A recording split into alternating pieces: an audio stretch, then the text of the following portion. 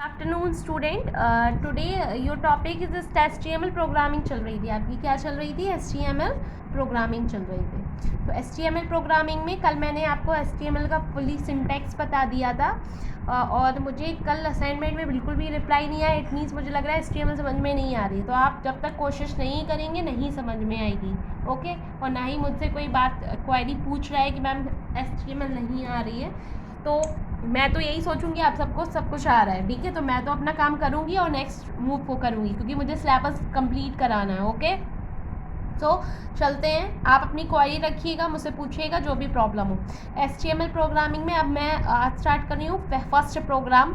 जैसे इसमें है web, write a program. Web का फुल फॉर्म होता है write a program to print the headings in HTML। Heading समझ रहे हो? हेडिंग इन HTML। हेडिंग क्या होती हैं? जैसे आप कभी कॉपी में लिखते हो ना, ऊपर हेडिंग लिखते हो, बड़ी सी हेडिंग। तो हमारे HTML प्रोग्राम में 3-6 तरीके की हेडिंग होती हैं।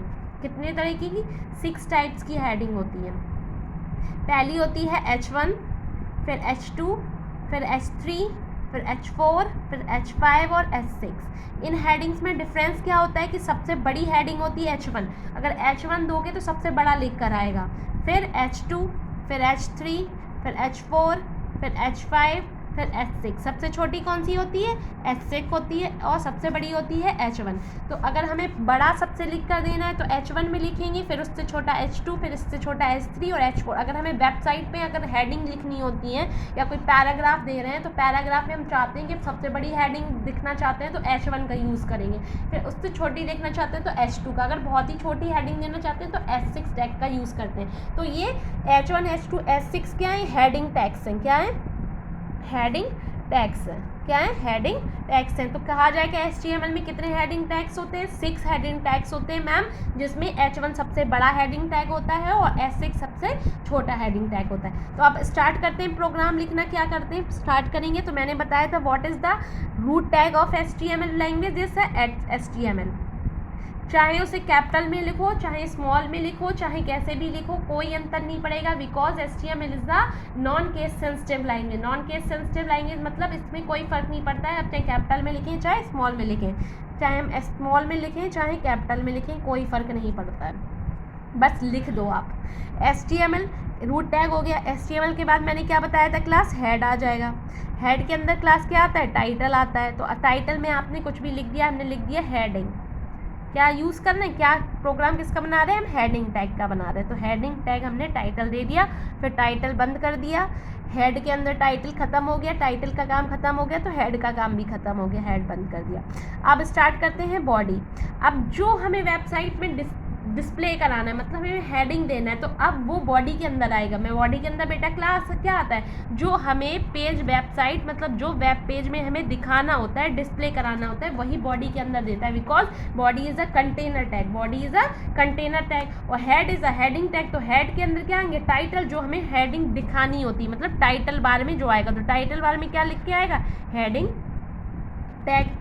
अब हमें पूरा जो वेबसाइट पर डिस्प्ले कराना है, वेब पेज पर डिस्प्ले कराना है अपना, वो चीज़ किसके अंदर देंगे? बॉडी के अंदर। तो अब स्टार्ट करते हैं बॉडी के अंदर हम क्या क्या देंगे, ठीक है। बॉडी के अंदर हम क्या क्या देंगे, तो मैंने कहा पहला टैग देंगे हम H1 टैग। तो मान लो हमने दिया H1 टैग और H1 टैग के अंदर हम क्या लिखना चाहते हैं? जैसे मैंने लिखा क्या लिख सकते हैं? कुछ भी लिख दे रहे हैं। आई एम इन कानपुर, मैंने लिख दिया आई एम इन कानपुर। और H1 का काम खत्म। इसको हम हेडिंग टैग में, हेडिंग हमारी क्या रहेगी? आई एम इन कानपुर। और H1 का काम खत्म तो H1 क्लोज कर दिया। फिर हम सारे टैग का यूज़ करके दिखाएंगे 6 टैग का, क्योंकि क्या डिफरेंस आता है वो आपको बताएंगे। H2, फिर हमने लिखा आई एम इन कानपुर, ये भी कानपुर, यही सब लिख दिया। फिर H2 बंद कर दिया। फिर H3 लिखा, H3 में भी हमने यही लिख दिया, H3 बंद कर दिया। H4 लिखा, H4 में भी हमने यही लिख दिया I am in Kanpur, H4 बंद कर दिया। H5 लिखा, H5 में भी आई एम इन कानपुर लिख दिया, H5 बंद कर दिया। H6 लिखा, H6 में भी यही लिख दिया I am in Kanpur, H6 बंद कर दिया। छः हमारी क्या होगी? 6 हमारी हेडिंग टैग लिख दी हमने। अब हमारी हेडिंग काम का ख़त्म हो गया, मतलब हम वेबसाइट में सिर्फ हेडिंग ही डिस्प्ले कराना चाह रहे थे, तो अब काम ख़त्म। तो बॉडी को भी हमने कहा बंद कर दो, बॉडी को बंद कर दिया। अब जब बॉडी को बंद कर दिया तो HTML जो खुला हुआ तो उसे भी बंद कर दो, तो HTML को भी क्या कर दिया, बंद कर दिया। अब इसे आप रन कराओगे, ये जो प्रोग्राम बनेगा वो किस में बनेगा, नोटपैड में बनेगा। क्लास जिस किसी के पास अपने घर में सिस्टम हो, PC हो, डेस्कटॉप हो, लैपटॉप हो, वो नोटपैड में इसे लिखें और उसे रन कराएं। ठीक है, नोटपैड में लिखें और नोटपैड में सेव करा देंगे। सेव किस नाम से कराने, बहुत इंपॉर्टेंट पॉइंट, सॉरी मैं आपको बताना भूल गई। जब ये प्रोग्राम लिखेंगे उस प्रोग्राम को आप नोटपैड में बनाएंगे, नोटपैड में या वर्डपैड में बनाने के बाद सेव किस करेंगे, file name .html, file name .html। HTML का जो भी प्रोग्राम होता है उसका एक्सटेंशन क्या होता है, .html। जो भी आप प्रोग्राम लिखेंगे उसमें क्या लिखेंगे, फाइल नेम .html। जैसे मैंने ये प्रोग्राम अपना सेव कर दिया, क्या नाम से, शुभम.html, शुभम.html। आपने ये प्रोग्राम सेव कर दिया, आपके डेस्कटॉप में ये लिंक बनकर आ जाएगी और इसको ये क्या फोल्डर बन के आ जाएगा। इसको आप क्लिक करेंगे और रन कराएंगे तो आपका एक गूगल क्रोम या इंटरनेट एक्सप्लोरर पे आपको वेब पेज बनकर आ जाएगा। उस वेब पेज का आप देखते हैं कि आउटपुट क्या आएगा।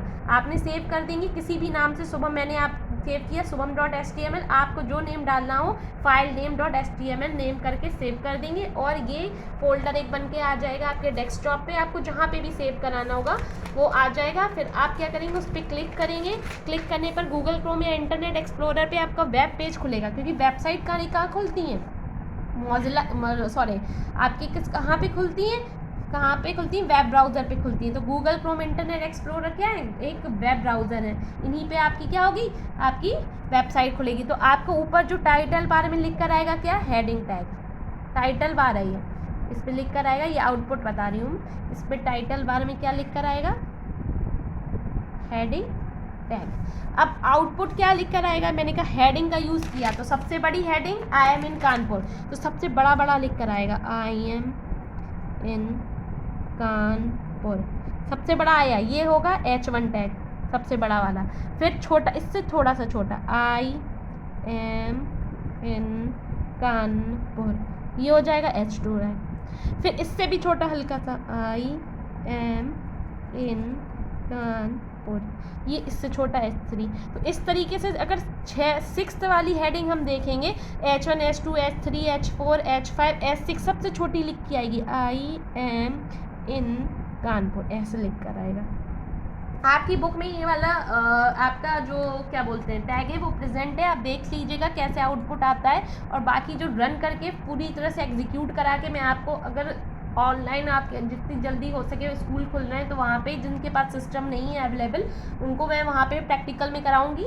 और बाकी जिसके पास अवेलेबल है वो आप प्लीज़ चेक कर लीजिएगा, ठीक है। तो देखेंगे सबसे बड़ा टैग जो H1 था उसका सबसे बड़ा साइज़ आएगा, फिर उससे छोटा H2 का आएगा, फिर H3 का आएगा, सबसे छोटा किसका आएगा, H6 का आएगा। ठीक है स्टूडेंट, तो आज हमने कौन सा टैग पढ़ा, हेडिंग टैग पढ़ा। और प्लीज़ हर एक प्रोग्राम ये आप किस में लिखेंगे, A4 साइज़ पेपर में लिखते हुए चलेंगे, बिल्कुल हर एक प्रोग्राम, क्योंकि अभी से लिख लेंगे। 5 प्रोग्राम भी प्रैक्टिकल होगा तो उस 5 प्रोग्राम मैं बनवाऊँगी और सबको लर्न होना चाहिए सारे program. Okay student, thank you so much.